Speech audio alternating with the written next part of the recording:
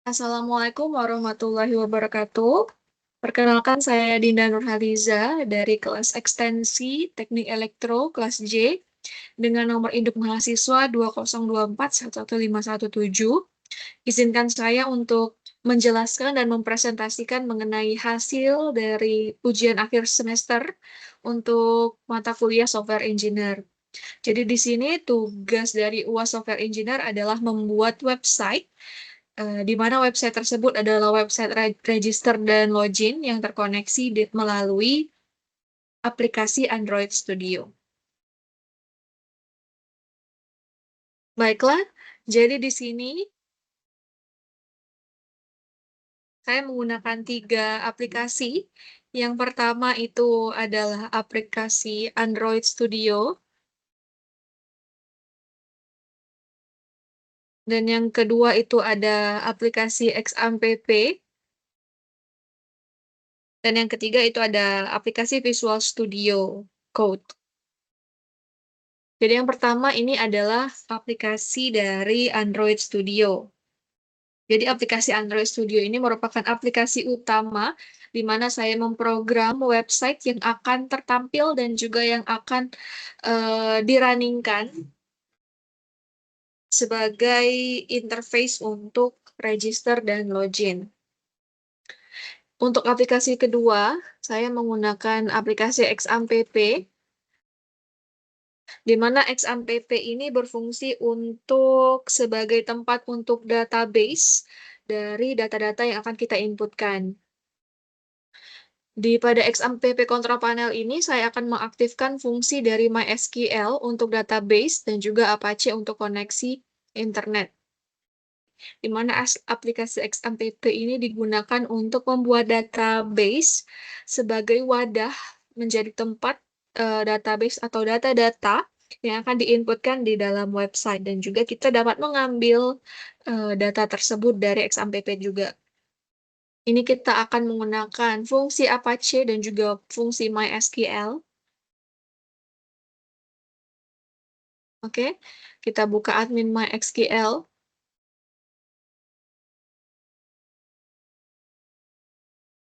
Masukin passwordnya. Login. Jadi di sini ini untuk aplikasi localhost dari XAMPP. Selanjutnya kita juga menggunakan aplikasi Visual Code. Visual Studio Code. Oke. Untuk aplikasi Visual Studio Code ini kita gunakan untuk mengkoneksikan antara database dan juga antara Android Studio, sehingga Android Studio bisa connect dan mengambil data dari XAMPP database tadi. Oke. Lanjut, untuk Android Studio. Jadi di sini saya udah mengprogram dengan 2 bahasa. Bisa dilihat ini ada bahasa Java dan juga ada bahasa XML. Di mana kalau bahasa Java ini kita berfungsi untuk memprogram mekanisme atau aksi yang akan disimulasikan di Android Studio atau website yang akan kita runningkan. Kalau misalnya XML itu adalah bahasa untuk,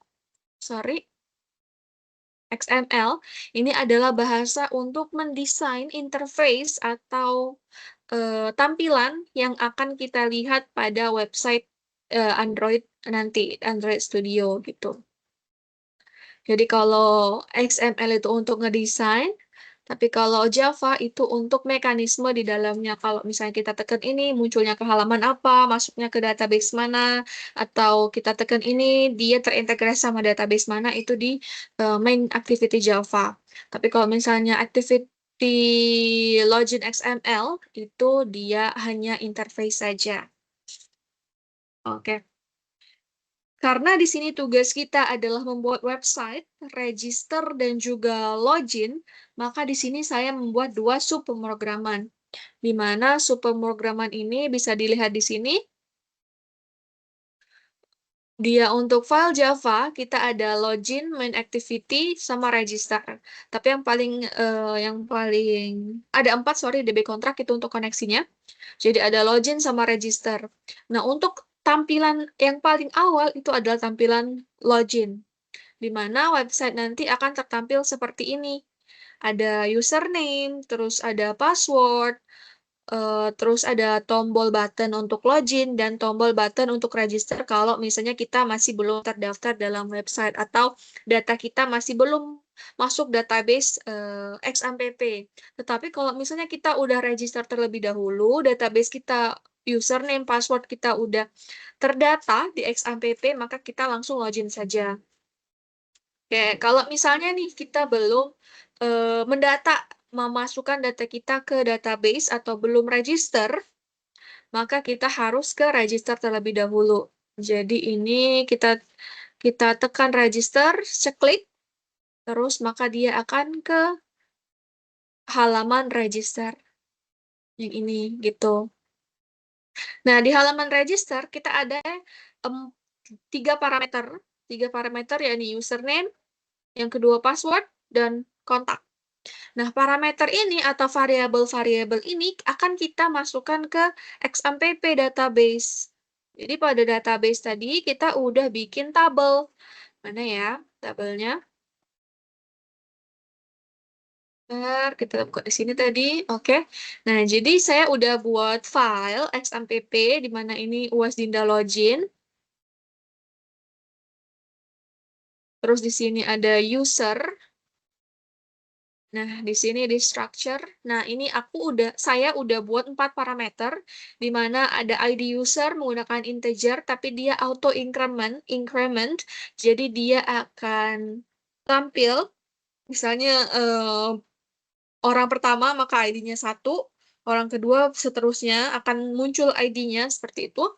Terus ada username itu saya menggunakan type varchar dengan jumlah 100 variabel, 100 jumlah varchar bisa maksimal. Terus password juga saya inputkan varchar, dan di sini saya juga menginputkan kontak, bisa kontak nomor telepon ya seperti itu. Oke, jadi di activity register ini saya udah menaruh, ini kita kecilin dulu.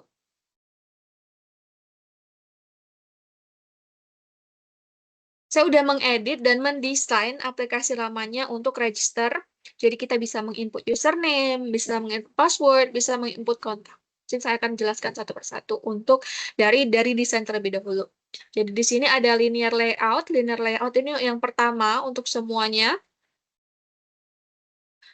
Linear layout yang header. Jadi di header saya tulis register di sini. Bisa juga kita ubah menjadi contohnya pendaftaran. Nggak bisa, sorry.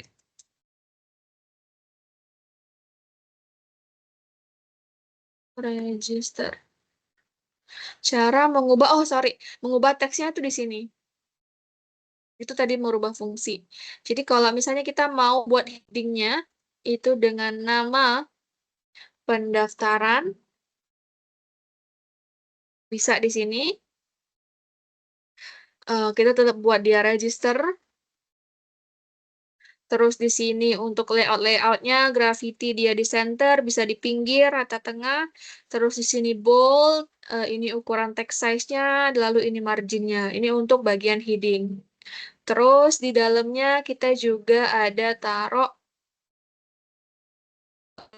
untuk username, layout yang kedua, layout di dalamnya. Itu ada username kolom ini. Terus text view, ini username, bold, ukuran text size. Terus ini connect kemana. Ini ID-nya, username. Terus ini password. Ini ada kontak. Terus juga di masing-masing ini aku juga menambahkan logo-logo, di mana username kita nambah logo orang, password nambah password, kontak juga nambah logo kontak, bisa di sini. Dan bisa di searching logonya di aplikasi ini juga di bagian drawable, seperti itu. Setelah kita mendesain interface atau tampilan dari register, maka kita akan mengcoding atau memprogram di activity register di bagian Java.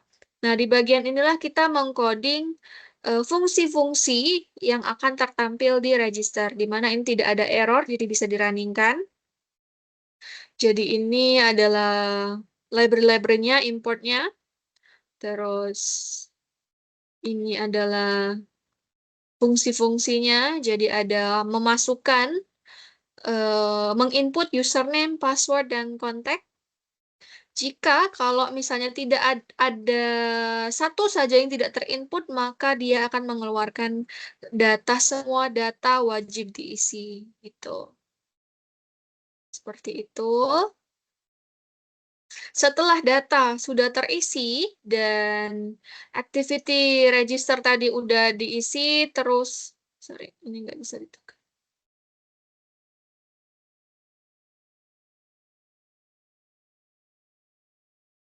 Nah, activity register kita udah isi, username kita buat, nama, password kita juga buat password, kontak kita buat kontak. Lalu kita tekan tombol register, maka data-data yang akan terinput, yang sudah kita ketikkan, akan terinput ke XMPP database MySQL di dalam sini. Jadi namanya akan terkoneksi atau terinput di dalam sini. Setelah terinput di localhost atau XMPP, maka kita akan dialihkan ke laman login. Di laman login, ini sama, ketika kita masukkan username yang sama, password yang sama, kita klik login, maka akan masuk ke website gitu. Tapi kalau misalnya kita memasukkan aplikasi atau memasukkan username atau password yang salah, maka dia akan menampilkan password atau username salah. Password atau username salah di sini adalah password yang tidak terinput di dalam database seperti itu. Kalau misalnya dia berhasil, username dan password dimasukkan sesuai dengan apa yang sudah diregistrasikan, maka akan muncul tampilan teks login berhasil. Ini fungsinya. Kita juga menambahkan DB kontrak. DB kontrak ini untuk register PHP-nya. Terus di sini ada activity main, ini nggak dipakai. Seperti itu. Gitu. Ya. Nah, dari sini kita udah settle, udah coding, udah lengkap, udah interface-nya atau tampilannya juga udah sesuai, maka kita akan merunningkan. Nah, di sini saya mendapatkan satu kendala di mana aplikasi ini tidak bisa dirunningkan. Ini butuh waktu terlebih dahulu dia proses di sini.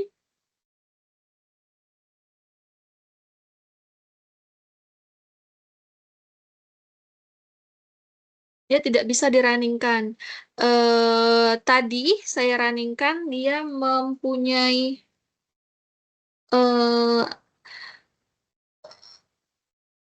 notifikasi bahwa AVD itu tidak AVD-nya error. Setelah saya searching, saya tanya di ChatGPT, di YouTube, dan beberapa sumber lainnya, itu ternyata kendalanya itu bisa jadi storage disk-nya penuh.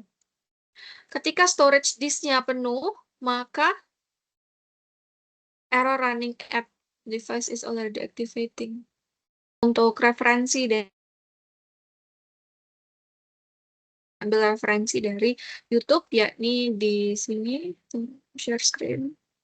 Saya mengambil referensi dari website YouTube ini, Millennials Dev, cara membuat login dan register dengan Volley API MSQL Database, Android Studio Tutorial Java. Seperti itu. Sekian dari saya. Terima kasih. Wassalamualaikum warahmatullahi wabarakatuh.